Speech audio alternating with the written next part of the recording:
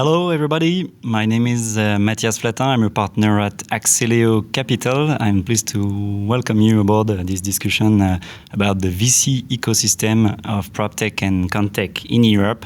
And for that, I'm happy today to moderate a panel with four of my peers, four of the most active investors in Europe in Proptech and Contech.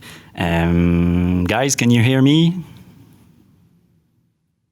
Yes. Yes, so we have Marie-Sophie from Fundamental, US fund. Marie-Sophie is based in Germany. Hi. We have Arnie from Amavi, based in Belgium. Hello. Thibault from Realty, based in the UK. Hello. And Costa from Proptech One, based in Germany. Hi guys. Hi guys. So today we'll discuss about the maturity of VC investing in Proptech in Europe. So to put it in a different way, how hard is it today for Proptech and Contech startups to find funding? Before we start, the context is pretty simple. The words Proptech and Contech were not familiar at all in Europe 2 years ago.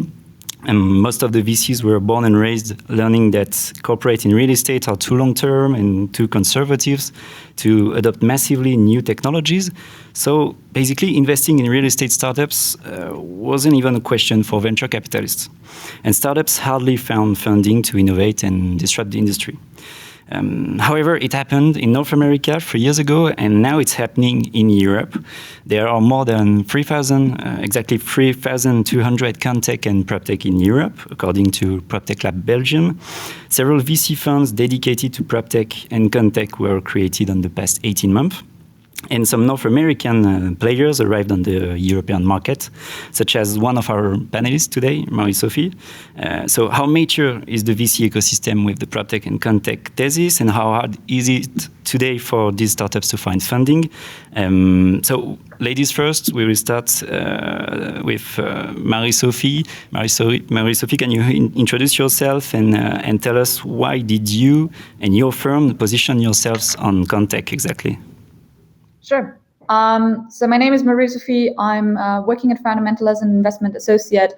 Fundamental is the largest global construction tech VC, and we are solely focusing on construction, mining, and renovation. And that we do in the North American market, the European market, as well as Asia Pacific. And we do early stage. So I think, as all of us, we go from pre-seed until Series B. And why we decided to go for construction is very simple, I think. It's because construction is the largest undisrupted industry in the world. And at the same time, it's one of the biggest industries in the world. If you look at construction, it's like, it looks the same way as it is done 20 or 30 years ago.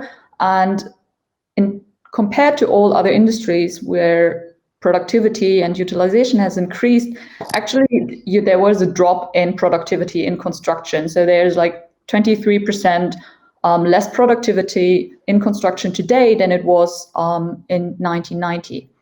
And at the same time, we're seeing a much higher demand of buildings because of increasing population. And therefore, we said it's the right industry that needs to be disrupted today. And also in terms of global emissions, we think that construction, there needs to be digitization in construction, and there needs to be something done. And that's why we decided to go for construction and really focus in there, especially because we see it's such an opaque space and very difficult to understand for people from outside the industry, that we wanted to position ourselves as really deconstruction insiders in that sense, to also help other funds and more generalist funds to really understand the construction industry and make investments and help the founders in the industry to really disrupt the world that we're living in. Thanks. Good. And Costa from Proptech One Germany, how did you end up doing Proptech?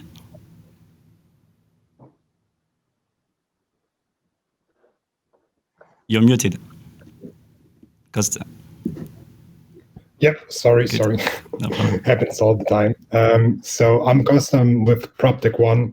I'm one of the senior associates there, and we decided back in 2018 that especially in the German market, there was missing a vehicle that really helps companies to get the same traction as you would get in other industries. So we just saw there were a few startups that started in the Proptech and Contech sector, but we just saw that a lot of founders would have a lot of problems in gaining traction just because the whole industry was so undigitized that even though you had a product that would really help people from the industry to get their work better done, as Marie just said, we haven't seen productivity and efficiency gains over the past, 30, 50 years compared to other industries.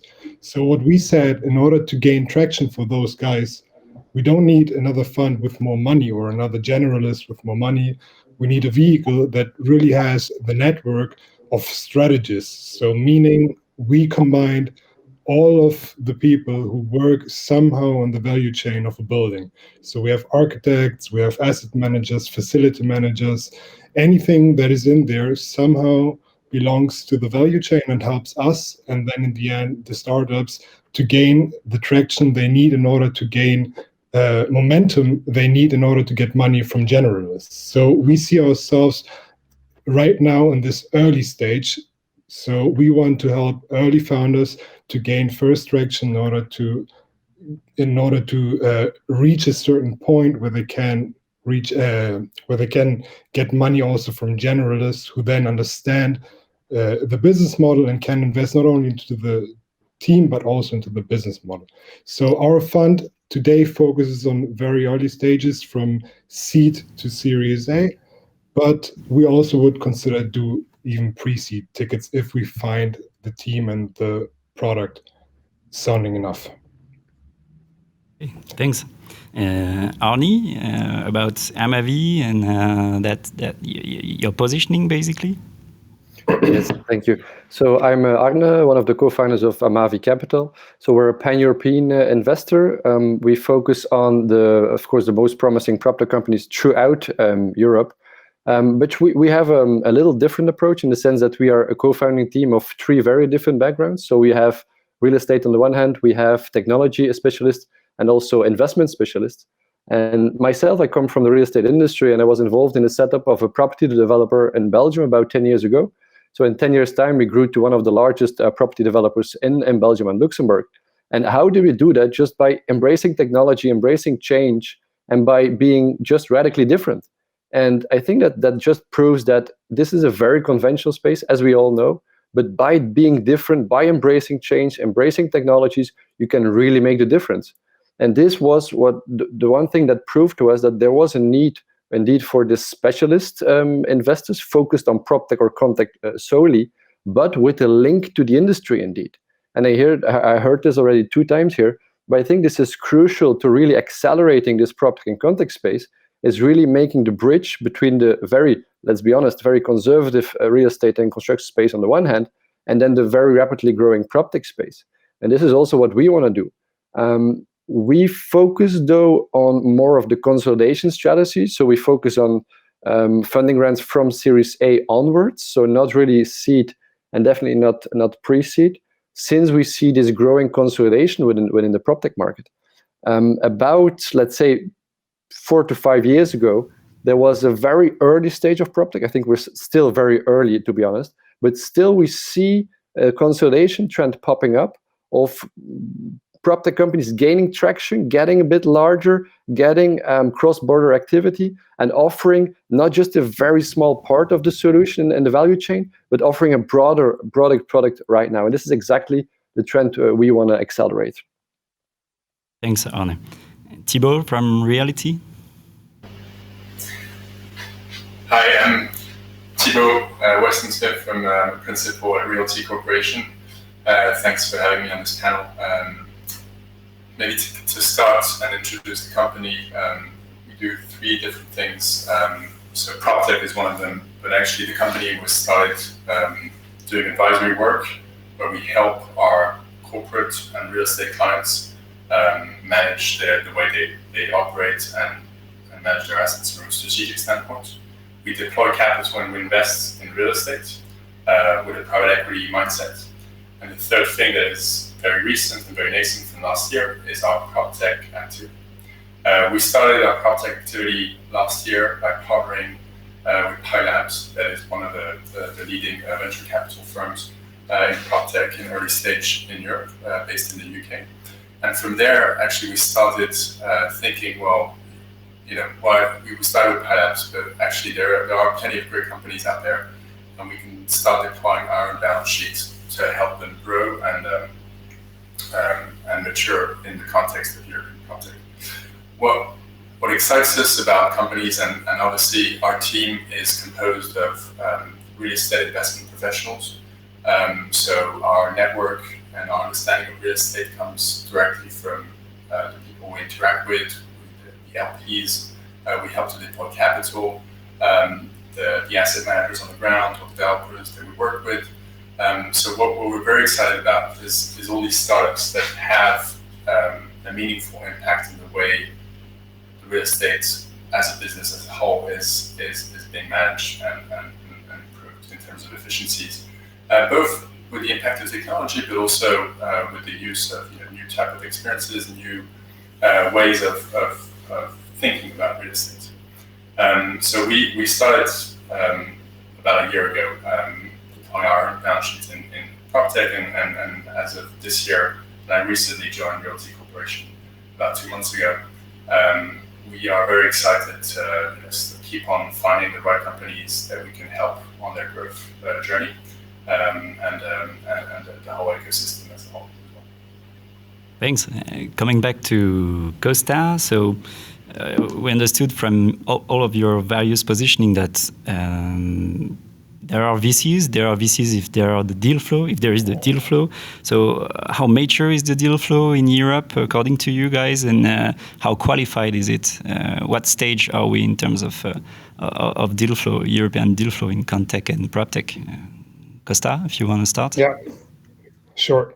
Thank you. So I would say if you would want to give the whole thing a name, I would still keep it as a seed stage. So we're still evolving, and I want to do, like, the reasoning comes from 3 main points. So we have, from the supply side, like seeing startups and founders, the quality and the number of foundations has risen over the past 4 years. So when we started in 2018, we barely saw a lot good founders in the scene.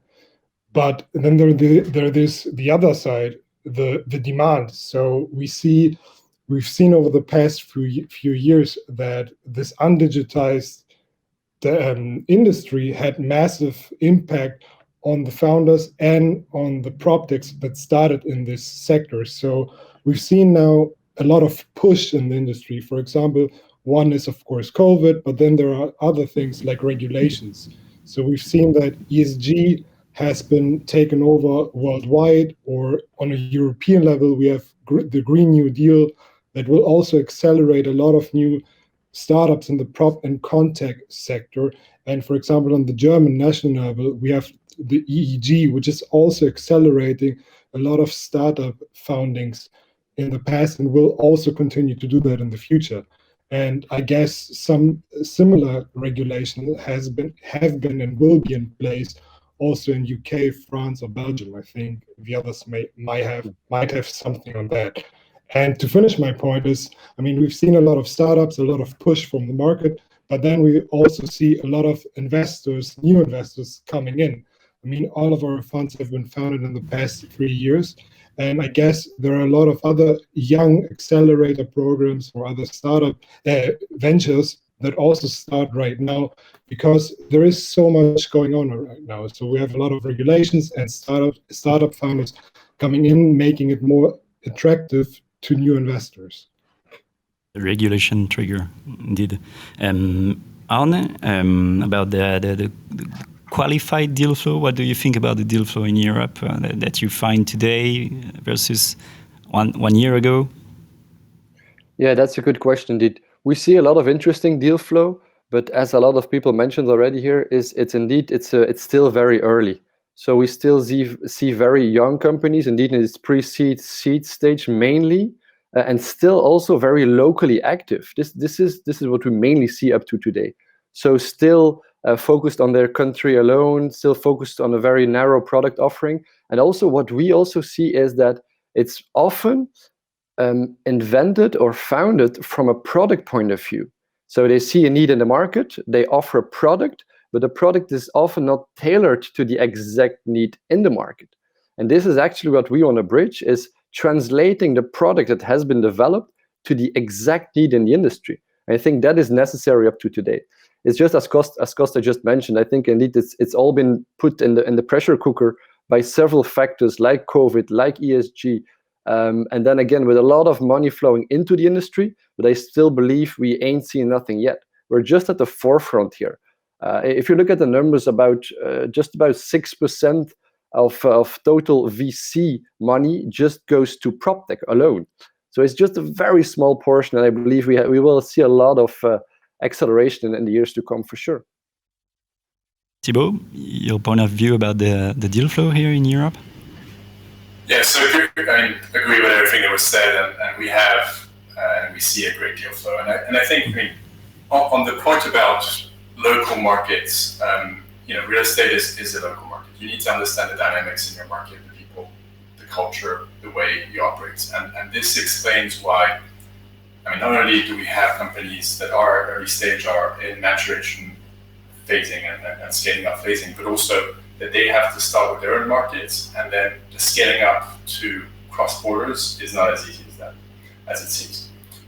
So we see this, and we see a lot of local players who, they're the next growth. The next step for them in terms of maturity is being able to explode in other markets, and not necessarily going from one market directly to the US, as often we've seen is the case, not just in the Proptech field, by the way, but in any other tech place that you can see out there.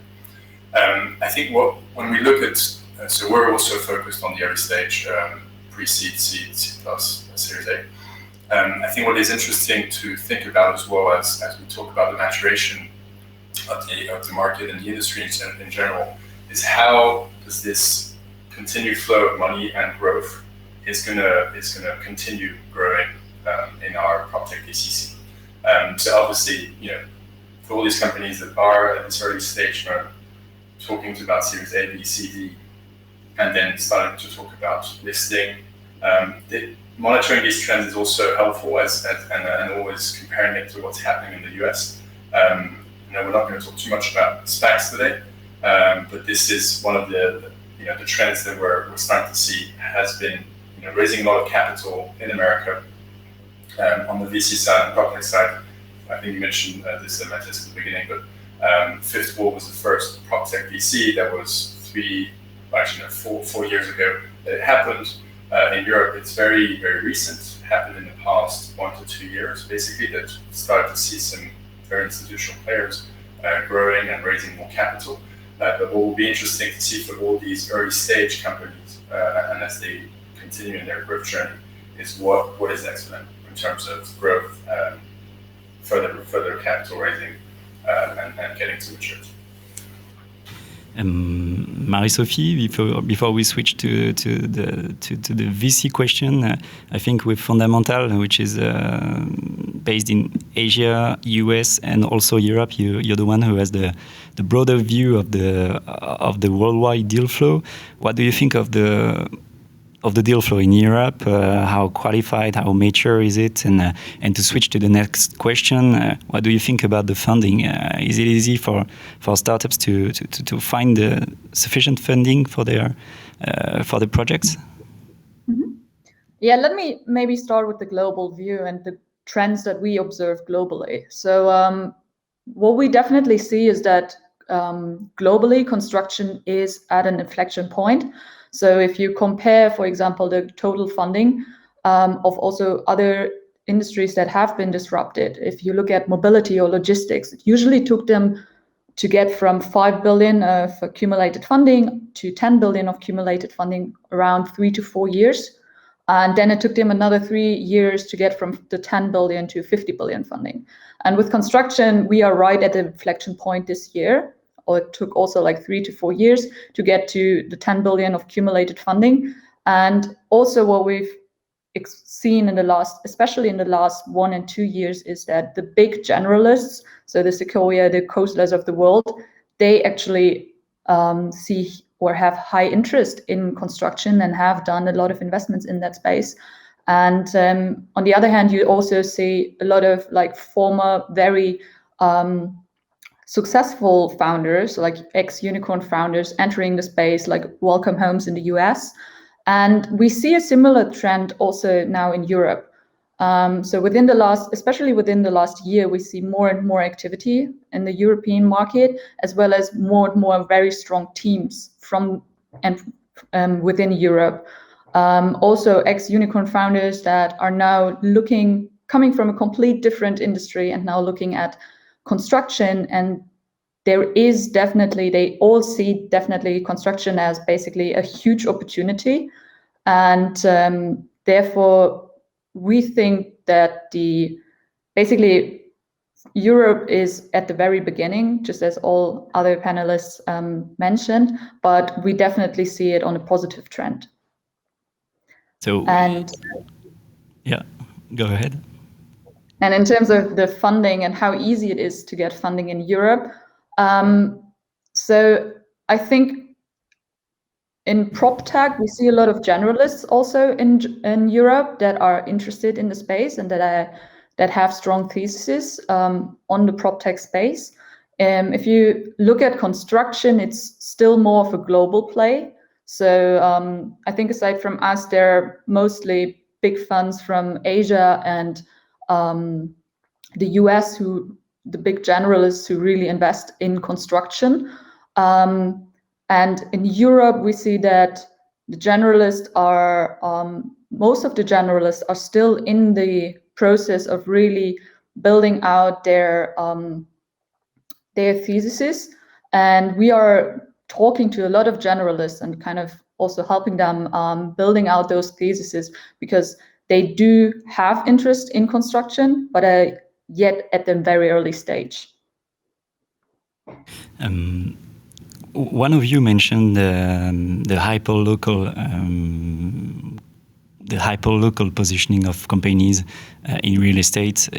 So the fragmentation of the strategies of the markets in Europe. If we come back to Thibaut, do you think there are some arbitrage to be done between the countries? How do you? What advice could you give to the startups to get to a more international view and strategic positioning? Yeah, I think this is like a great question that a lot of entrepreneurs ask themselves, right? Like we've built a product, we've been successful in our market, we understand our customers, what's next?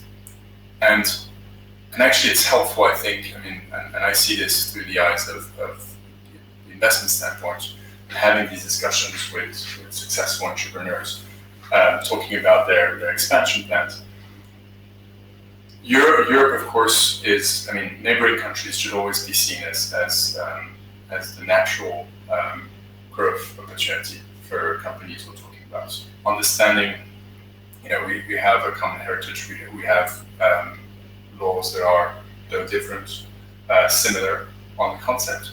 And so being able to look at it is what all these entrepreneurs should be mindful of.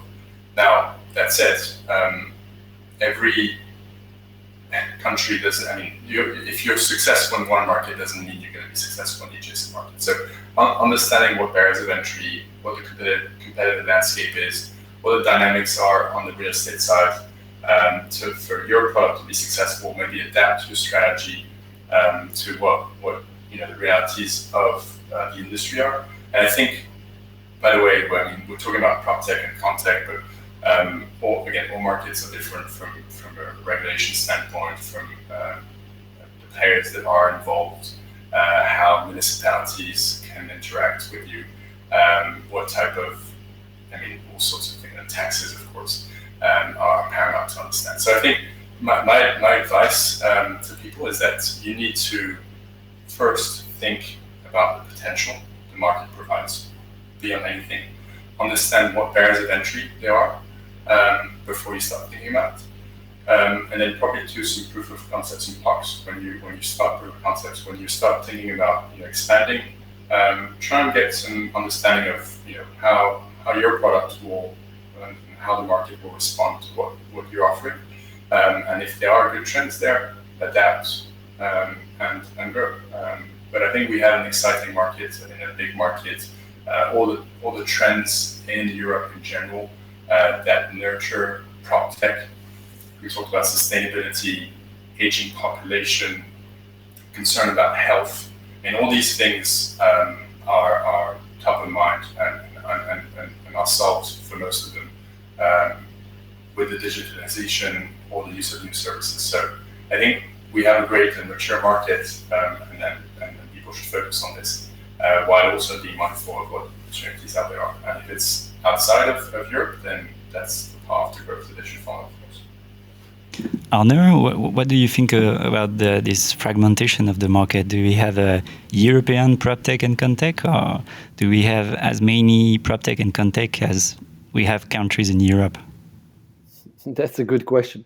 Coming from the real estate, I see, of course, as a very fragmented real estate industry. It's very hard to scale throughout Europe as a real estate company. And we don't see a lot of pan-European real estate companies active throughout Europe, let's be honest. If you look at the Proptech market, of course, most of the technology we see is pretty scalable because the need in the one country resembles the need in another European country, most likely. Of course, there's local regulation, which might be a burden to get to that country. But what I do see is that most of the Proptech VCs out there with a strategic LP network, they do have a local LP network. I don't see a lot of companies, with a strategic investors base throughout Europe, since there aren't a lot of European companies active throughout Europe in real estate. So I think, just raising a suggestion here, but I think there is a market, though, for putting a network in place of combining these strategic real estate LPs. So combining strategic Proptech VCs as well. I'm not saying putting them all together, but more collaboration. And I feel this in this panel as well. A lot of Proptech VCs are open for collaboration with other Proptech VCs or with more generic VCs as well. I think this could be the real accelerator for the European Proptech market, to be honest. It's true that all of this is pretty new, even all of us. Oh, can you hear me, Arnie? Yes. Yeah, okay. All of this is pretty new for all of us. I think all our funds did not really actually exist 18 months ago. So, but we are experts. We are Proptech and Contech focused funds. What about the generalists? Because we can all agree that the generalist VCs have bigger funds than all of us. Are they ready to enter this industry? Like they position themselves on fintech or ad tech in the past? Will startups find bigger financing rounds later to do the Series B, Series C? Costa, you mentioned earlier. Costa, do you want to take this one? Yes, of course. So I think you have to differentiate. I mean, if it's a product that is easy understandable and goes beyond a certain stage, and you can just put money into it in order to accelerate, then it works fine also with a generalist. But coming back to this interconnectivity of like current focused funds as we are, and I would also agree to the point that we all have our networks in local markets, and there is a need of us working maybe more together just to bring not only us as money together, but also like bringing the guys who give us the money, so the strategists maybe behind us, to bring them together in order to work also together. Because we see a lot of startups, for example, that talk to us that try to build a product that is not only localized in their market. I mean, Germany is a very, very big market compared to the European other countries, but we have also like Eastern Europe, and we are always approached by Eastern European teams that say we need to go out of our local market just because it's too small. And this is why they start from very early stages to build a product that is not localized but internationalized. And I think this is the point where France also very big market, UK very big market, us big market, and of course Marie with the international focus, also a very, very big market. But I think we also have to think about all those other smaller countries that really need to go out very fast. So I think what is really needed is for B2B Contech startups to find a way to work early on with companies or with partners that help them to gain information from different markets. And I think this is lagging behind. I might have answered a question you asked earlier, but I think this is also something I wanted to add to the discussion. Marie-Sophie? Yeah. Yeah, sorry, I was just about to jump in here. What we see, so we usually invest alongside big generalists, and we see an overwhelming interest coming from the big generalists that want to be educated on construction and on Proptech. And we actually see or position ourselves also as being the source for them for construction and help them to get up to speed and to also evaluate the companies, because we think the construction is definitely a rising tide, and a rising tide usually kind of floats all boats. So we don't see them really as a competitor also coming into the deal, but really as a complement of us coming in with the industry expertise, and then, as you mentioned, coming in with the big pockets, with their big network and also their global network, to actually provide also additional value to those companies that we, as a very sector focused, might not have, like synergies from other industries. And in that sense, I think it's also great to work together with those big generalists, because there is this big interest from them in the construction project space.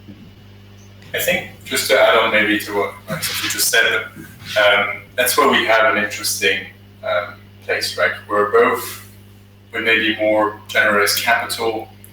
We have the capital that understands and has the network, which is like what Proptech is about, right? It's building and scaling up through a network of partners, investors, asset managers, people on the ground, etc. I think what I also see from my discussions with companies and Proptech companies is this is also very valuable. We offer very valuable feedback to people who need to understand, have this knowledge from people who have worked in different markets, understand what real estate is about, and it's not just the technology, right? It's a technology applied to real estate for most of it. So and construction, of course, and understanding what the needs are in the construction sector. And obviously, through any disruption, everyone has their own crystal ball about what the world will be in the future, and what trends today will and how they will impact our industry in general. But I think that offers an interesting spot for Proptech VC in general to grow, which is like providing help, both connecting capital sources, either more generous or focused, with the entrepreneurs in the Arnaud, do you want to add anything? I think this is indeed a very valid point. I think we will need both indeed. We'll need the massive amounts of capital that has been deployed by the generalist VCs, combined indeed with that strategic network and the strategic focus. And as Marie-Sophie said, I'm sure that especially Contech is a niche market that is popping up only recently. I don't think there are a lot of Contech focused funds up to today. And to me, this is only a very recent trend from let's say 21 even, that you see this sub-sector of Contech being looked at.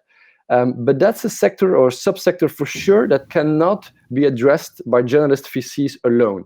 So this is for sure a network where you need smart money, because getting that industry, that construction industry going, really needs a push and really needs these inside connections. So I believe, I can only agree that this goes hand in hand, the Proptech or Contech focused funds together with the more generalist VCs with needed deeper pockets, for sure. This is the way to go, for sure. Mm-hmm. And we have a question from someone who is looking at us about the trend. Are there any new CVC, corporate LPs entering the ecosystem? Do you have examples of the most active ones? So I don't think anyone will disclose about his strategy on LPs, but CVC, I agree. Do you see the CVCs around you on the deal flow, on the companies? What do you think about co-investing with a pure corporate? Maybe Marie-Sophie, if you want to answer. We do see a couple of like corporate venture capitals funds, but especially also globally, but not so many if you look at the size of the companies that actually, or the size of the construction of the big construction companies. In terms of like investing alongside this corporate venture, I think most of them are looking at a more later stage, so where there is an actual product that they can also probably in the future integrate into their own corporation. So therefore, in the very early stages, we don't see many corporate venture capitalists being involved. But what we do see is like also incubator programs. So I think one big one is Vinci, also in France, where more and more corporates are definitely gaining interest also to work more closely with startups in the construction world. Yeah, that's indeed a valid point. We do see the same. It's either of both sides we see. So it's either in incubators for getting the feeling, getting the pulse of the sector on the one hand, or on the other hand, we see companies, incumbents, really jumping on the Proptech sector, but then it's more of a strategic add-on for the company itself. So we see both extremes, and I think the latter will definitely drive the Proptech sector, since this, of course, is an important exit channel for a lot of Proptech funds and, of course, for Proptech companies to really be added on as a strategic add-on into larger companies. And this will drive the Proptech sector even further. So it's a healthy signal for sure. I would also add this one, that in the past or in other sectors, maybe having a strategic partner early on your cap table might be a bad sign, but especially if you are in the, let's say, construction tech industry, where you really need some industry info, it might be more helpful than in other industries.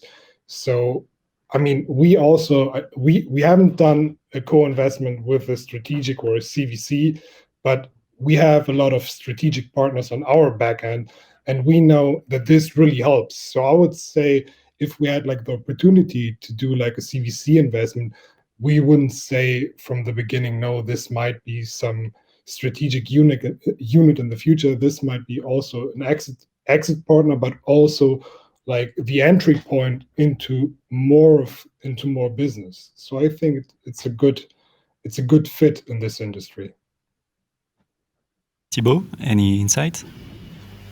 Yeah, I mean, the typical approach, and this is obviously evolving over time, from a CVC has been kind of wait and see, and at the same time, fear of missing out trend, where you want to be able to monitor the trends in the market that will, and the winners, that will be the technologies and companies that you will need to use going forward to be more efficient. As part of your own operations. And so I think a lot of players in the industry have taken that approach of either deploying a lot of capital and starting to do that as an LP through dedicated Proptech VC funds or Contech VC funds, or putting small strategic tickets in as a CVC in companies just to have a foot in the door and understanding what's going on. I think this sector will eventually mature, and we're starting to see it with companies starting to have rather than just an innovation team, starting to have maybe a proper CVC team, growing the number of companies they're looking at, structuring it in more of a way of how the CVC functions. And I think, to agree with everything that's just said on this panel, but we need this. It's all an ecosystem, understanding, because all these CVCs are at the end of the day customers, and can not only be paying customers, which is helpful, for the company, but also guide and provide feedback as to what the real needs are in terms of improving processes, etc., and how they can use it. This is mature for sure, and I think different markets have different players and different mindsets as to how they want to partner with startups. But we're seeing this growing for sure. One thing I want to add to this, because I just saw that we actually have a co-investment with a CVC. It's not actually a CVC, but it used to be like the venture arm of Signa Innovations, and today they're called Epic Ventures, and I think they're doing like a very excellent job on doing venture investments, because what they said is they allocated some money in a fund, and this entity really works as a sole entity which is financially driven, but uses the strategic input of the Signa group. So I think it doesn't need to be like this corporate CVC we've seen in the past, but more like if you structure the investment arm of your corporate company very well, the strategic input, especially in the con and Proptech sector, is invaluable. Sorry, that was it. Okay. I think maybe to add on also, because like I just said, and maybe this is the next question, so sorry if I'm jumping ahead, but I think one of the trends we'll talk about is mergers in the industry, right, between players, and having one champion in one country meet another champion in one country, and rather than seeing them one another as a competitor, they should join forces and have their team merge and basically effectively grow and attack new markets. I think when talking about CVCs, this is one of the roles also that they will be playing along, which is effectively for groups that are not just in their market, in other markets, seeing adoption with some of their projects, then growing into new markets where they see the need for using the same type of technology, and therefore increasing the use case and vice versa. Often in these large, I'm especially thinking about the construction sector, where it's also applicable for real estate owners. People tend to think about their own markets, dynamics, and kind of innovation ideas, and therefore companies to be working with locally. And being able to share innovation across border is something that will be naturally also growing through the role of CVCs. And I think, of course, as we play a role in this, it will be also paramount that the Proptech VCs find ways for removing these barriers to entry into new markets, creating larger champions, that rather than having a lot of small companies competing with one another, we start creating more European champions that will be successful and can eventually be global champions as well. Okay, we have 1 minute before we wrap it up. So anything to add, guys? We haven't talked about COVID, but we didn't want to talk about COVID. So if you have any insight you want to add, this is the last word. And if not, I want to thank you all for this first international panel. We try to bring all together European Contech and Proptech at an actual European continental level. So it's a pleasure to share the stage with you. And hopefully we can co-invest together and with all the other peers of us in Europe and worldwide very soon. So thank you very much. Thank you. Thank you. Thank you for having us. Very, very excited and very excited. Happy Easter. To keep on sharing notes and finding deals to work on together and growing the Proptech scene in Europe and Contech scene as well. I agree. Thank you. Bye-bye. Thank you. Same here. Bye-bye. Bye, guys. Thank you.